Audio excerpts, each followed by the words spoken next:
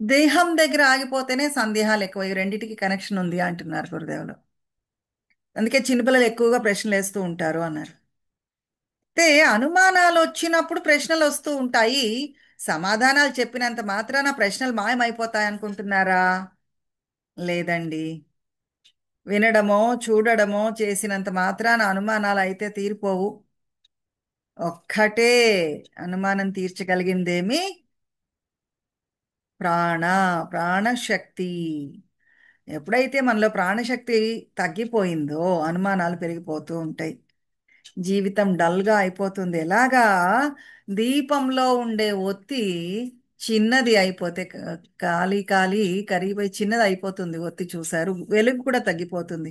అలాగనే ప్రాణశక్తి మనలో తగ్గిపోతే డల్ అయిపోతుంది, ప్రకాశం తగ్గిపోతుంది. రో ఏ రోజైతే మీరు గమనించండి ప్రాణాయామం కానీ సుదర్శన క్రియ కానీ చేశారో చైతన్యవంతంగా అనిపిస్తారు మీరు కాదు. శరీరంలో కణ కణము చైతన్యవంతం అయిపోతుంది, సజీవంగా ఉంటుంది. మనసులో అనుమానం ఉండనే ఉండదు. అద్భుతమైన భావన కలుగుతుంది మనకి. Feel so wonderful.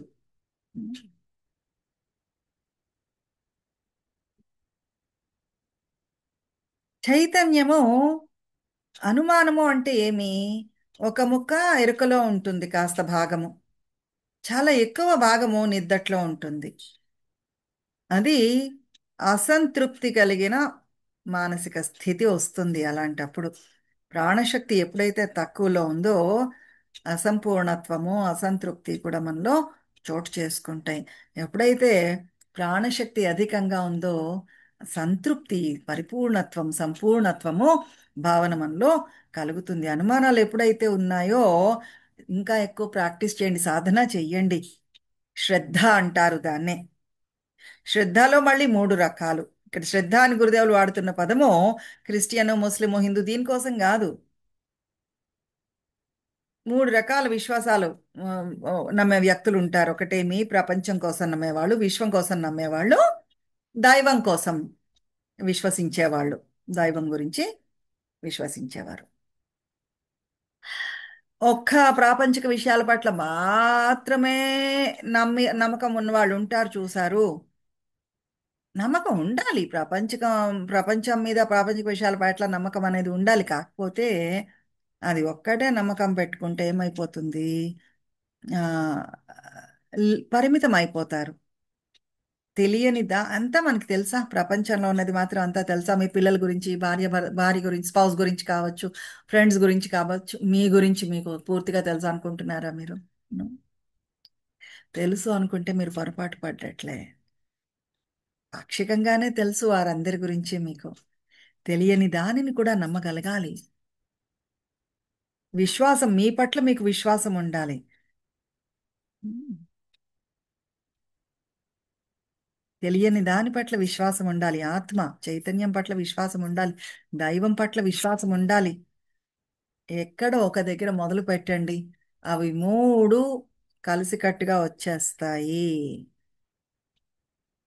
అనుమానాలు మీలో లేచినప్పుడు ఏం చెయ్యాలి? ఉపవాసం చెయ్యండి, ధ్యానం చెయ్యండి, ప్రాణాయామ చెయ్యండి, ప్రార్థన చెయ్యండి. ఇంకా డౌట్లు ఉన్నాయేమో, అనుమానాలు మీలో ఉన్నాయేమో గమనించండి. చైతన్యం ఒక మార్పు వచ్చేస్తుంది, ఒక షిఫ్ట్ వచ్చేస్తుంది ఎప్పుడైతే ఇవన్నీ చేశారు.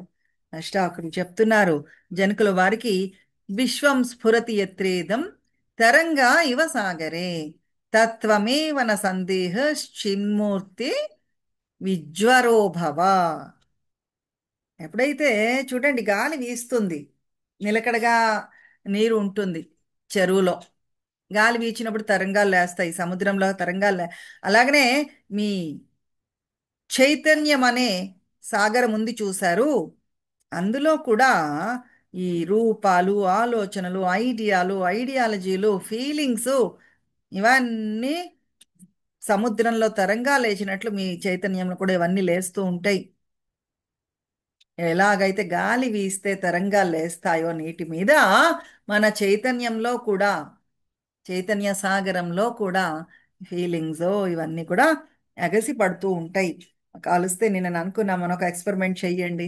మీ ఫ్రెండ్ ఎవరికో కాల్ చేసి సీత గారు మీకు తెలుసా మీ గురించి మాధురి ఇలా అంది అని ఒక మాట చెప్పండి. చెప్పండి, ఏం అక్కర్లేదు. మీ గురించి చెప్పారు, నీ గురించి అన్లైటన్మెంట్ నీకు రాదుటి ఈ జన్మలో అని చెప్పారు గురుజీ అనండి చాలు. 2 రోజుల తర్వాత మళ్ళీ వాళ్ళకి ఫోన్ చేయండి, వాళ్ళకి మీ మీద ఉండే మంచి అభిప్రాయం కాస్త పోతుంది. ఇంతకుముందు ఫ్రెండ్స్ కావచ్చు, మీరు ఇప్పుడు శత్రువు అయిపోతారు. గత 2 రోజులు ఎలా గడిచాయి నీకు అని అడగండి. నిద్ర పట్టక బాధపడిపోతూ ఉంటారు. అవునా? ఇక్కడ గురుదేవులు ఒక కథ చెప్తున్నారు. ఒక టీచర్ ఉన్నారట. ఎప్పుడు వాళ్ళ మీద వీళ్ళ మీద కంప్లైంట్లు ఇస్తూ ఉంటారట. వాళ్ళు స్నేహంతో ఉండరు, స్నేహంగా ఉండరు. ఆ అప్పుడు గురువు వాళ్ళ మీద వీళ్ళ మీద కంప్లైంట్లు ఇస్తున్న గురుగారు ఏం చేశారు? ఒకసారి లోపలికి వెళ్ళి నీ గురించి నువ్వు ఆలోచించుకో అని చెప్పారు. ఆ, కాసేపు తన గురించి చెప్తుంది, మళ్ళీ బయటకు వచ్చేస్తూ ఉంటుంది. ఆ ఎప్పుడైతే అంతరంగంలోకి వెళ్ళి తను ఆలోచించడం మొదలుపెట్టిందో వాళ్ళందరూ మంచి వాళ్ళు అంటూ ఉంటుంది. బయటకు వచ్చేటప్పుడు వాళ్ళందరినీ నిందిస్తూ ఉంటుంది. ఎవరిని నిందించకండి. ఒకసారి కాదు, ఎప్పటికప్పుడు ఇది జరుగుతూనే ఉంటుంది. తరంగా ఇవ సాగరే. సముద్రంలో ఎలాగైతే తరంగాలు లేస్తాయో మీ చైతన్యంలో మీ ప్రపంచం కూడా అలా ఎగిసి పడుతూ ఉంటుంది. మీ బాధలు, భావాలు, ఆలోచనలు మీ మనసులోనే పుడుతూ ఉంటాయి. మీరు మాత్రమే దానికి బాధ్యత వహించాలి. మీ ఆలోచనలకి, ఫీలింగ్స్కి మీరు మాత్రమే, మీరేం ఆలోచిస్తున్నారు, మీరేం చేస్తున్నారు, మీరు మాత్రమే బాధ్యులు. ఇంత వండర్ఫుల్ చూడండి. సముద్రంలో అలలు లేచినట్లు మీలోనే ఆలోచనలు, భావాలు లేస్తున్నాయి. మీరు మాత్రమే బాధ్యులు. మీ ఆలోచనలకి, మీరు చేసే పనులకి, మీ ఫీలింగ్స్కి.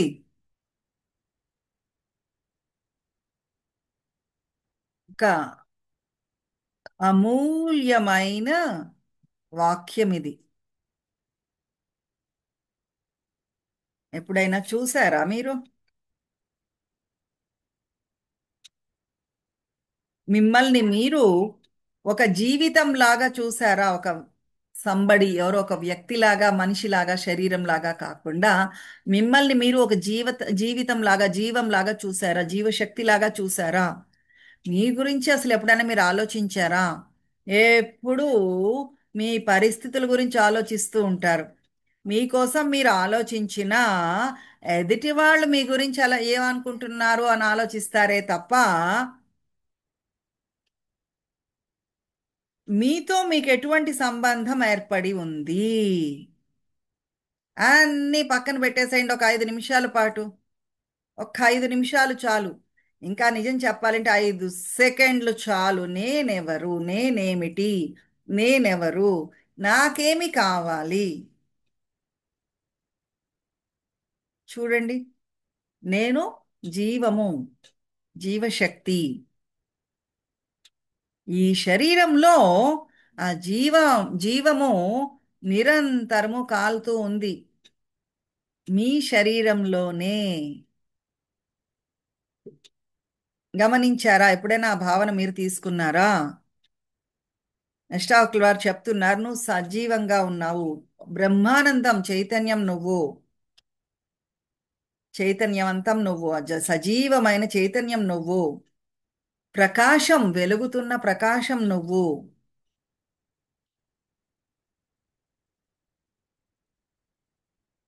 ఎందుకు నీకు అనుమానం దీని గురించి?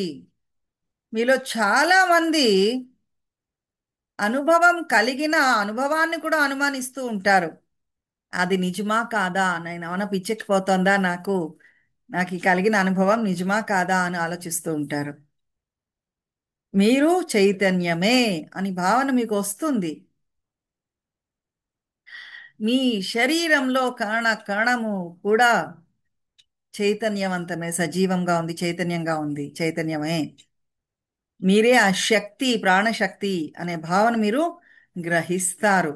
కానీ మళ్ళీ ఇది నిజమా కాదా, నాకు వచ్చిన భావన నిజంగానే వచ్చిందా, ఈ అనుభవం నాకు నిజంగానే కలిగిందా? లోతైన ధ్యానంలో ఉండేటప్పుడు మీకు ఆ భావన కలుగుతుంది.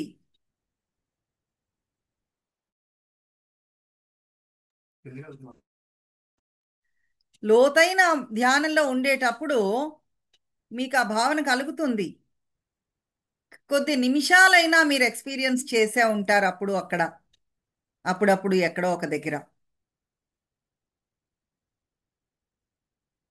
కానీ ఈ జడత్వ స్థితి ఏదైతే ఉందో శరీరానికి, చాలా ఎక్కువ సమయము ఈ ఈ జడత్వాన్నే మీరు, ఈ శరీరం తాలూకు జడత్వాన్నే మీరు అనుభవిస్తూ ఉంటారు. దాంతోనే మిమ్మల్ని మీరు సరిపోల్చుకుంటూ ఉంటారు. అప్పుడప్పుడు కలిగే ఆ అనుభూతి ఉంది చూశారు, నేను ఆ ప్రాణశక్తి, ప్రకాశము, వెలుగు ఏ లోతైన ధ్యానంలోనూ మీకు కలిగే భావన కంటే కూడా ఎక్కువ కాలం పాటు మీరు ఆలోచించే ఈ శరీరం జడ పదార్థము, దాంతోనే ఎక్కువగా సరిపోల్చుకుంటూ ఉంటారు. జనకుల వారుకి ఆ అనుభవము ఆల్రెడీ కలిగింది. అందుకే అష్టావకుల వారు చెప్తున్నారు జనకుల వారికి, అనుమానం లేకుండా నువ్వు ఏదైతే గ్రహించావో అది నిజమే, కరెక్టే అని ఒక ముద్ర వేశారు జనకుల వారి అనుభవానికి, ఎక్స్పీరియన్స్కి. నువ్వు చెప్పింది కరెక్టు, ఆ ఉనికి ప్రెజెన్స్ నువ్వు అనుభూతి చెందావు, నువ్వు రైట్, ఆ చైతన్యమే నువ్వు అంతటా నిండి ఉన్నావు, ఆ దైవం దివ్యత్వాన్ని నువ్వు అనుభూతి చెందావు, నేను అంతటా ఉన్నాను, నేనే ఆ ప్రకాశవంతమైన చైతన్యము, నువ్వే ఆ వెలుగు అని మళ్ళీ ఒకసారి ముద్ర వేశారు జనకుల వారికి. కరెక్టే బాబు, నువ్వు అనుభూతి చెందింది చిన్మూర్తే. ఈ శరీరము చైతన్యంతో నిండి ఉంది, బ్రహ్మానందంతో నిండి ఉంది. అయితే విజ్వరో భవ, విగత జ్వర భగవద్గీతలో కూడా చెప్తారు కదా, ఆ ఫీవరిష్నెస్ అది చాలా ముఖ్యము. కావాలి కావాలి కావాలి కావాలి అని తృష్ణ, తపన విపరీతంగా ఉంటుంది చూశారు, అది ఉండకూడదు. విజ్వరో భవ, ఆ జ్వరార్తి లేకుండా ఉండు. అది నీలో ఉండే జ్ఞానాన్ని, ఆ జ్వరార్తి ఏదైతే ఉందో, తృష్ణ అతిగా కావాలి అనేది ఉంది చూశారు, మీలో ఉండే జ్ఞానాన్ని నాశనం చేసేస్తుంది. మీ ఎరుకని, చైతన్యాన్ని, ఆనందాన్ని మబ్బు కమ్మేస్తుంది. మీకు మబ్బు కమ్మినట్లు అయిపోతుంది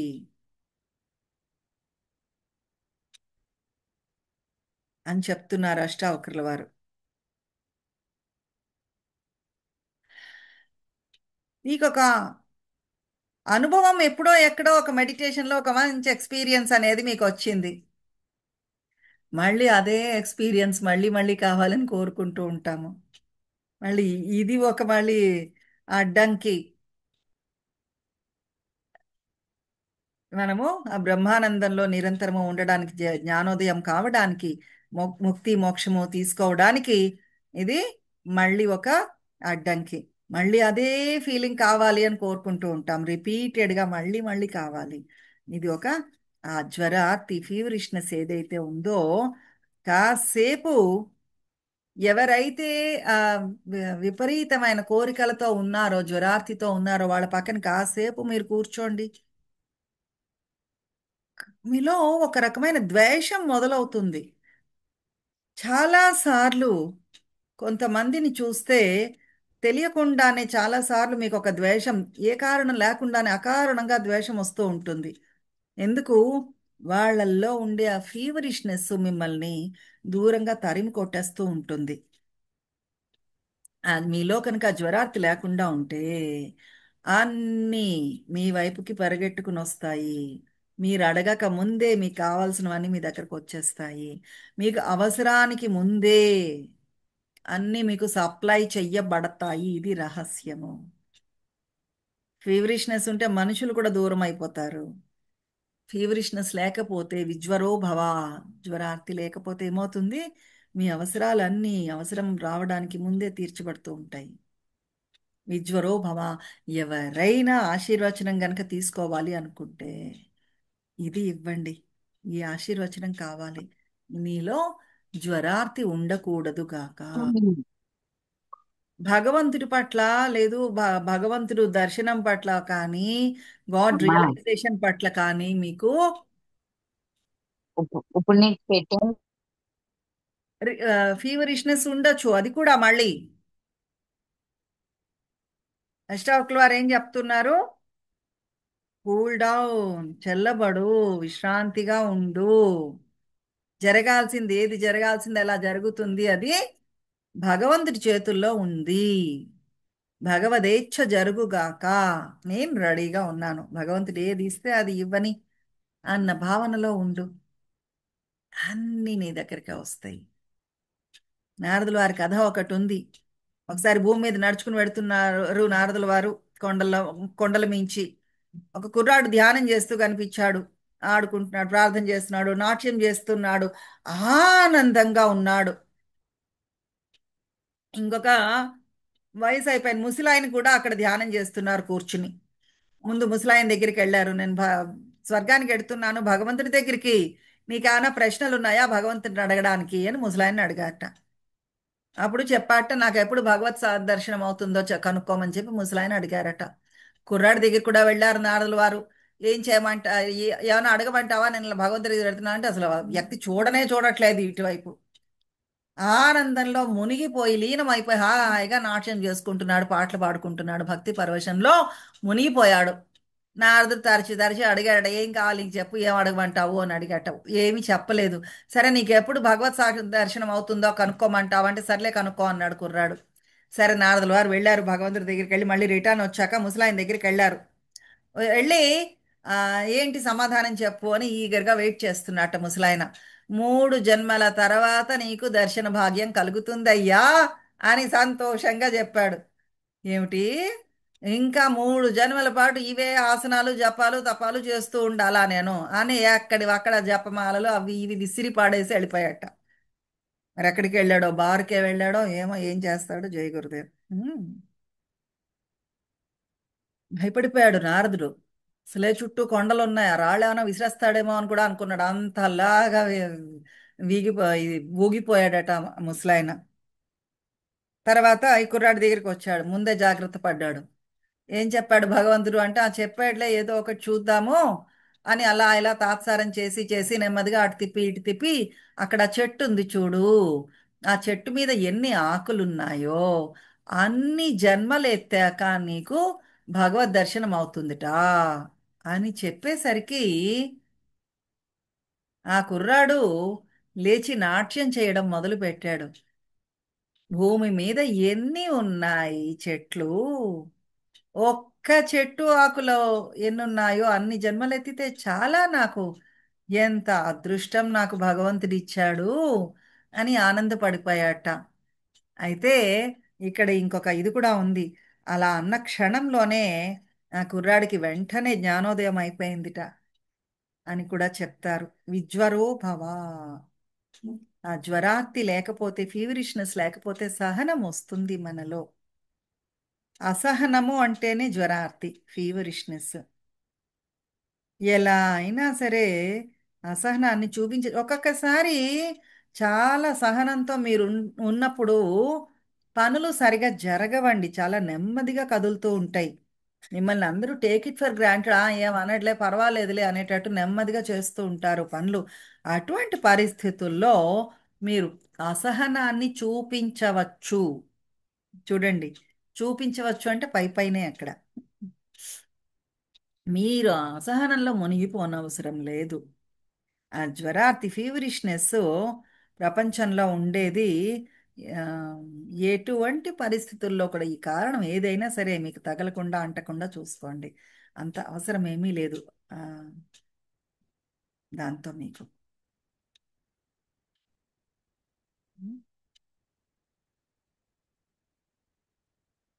జై గురుదేవ్.